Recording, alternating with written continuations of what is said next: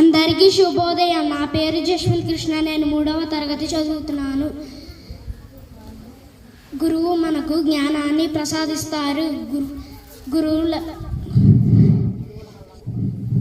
గురువుల వలనే మన భవిష్యత్తు వెలుగుతుంది.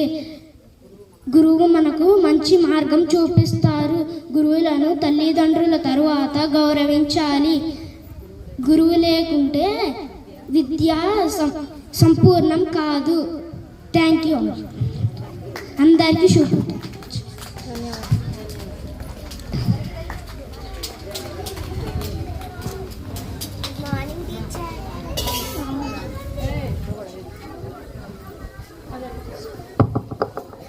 Good morning, teacher and my dear friends.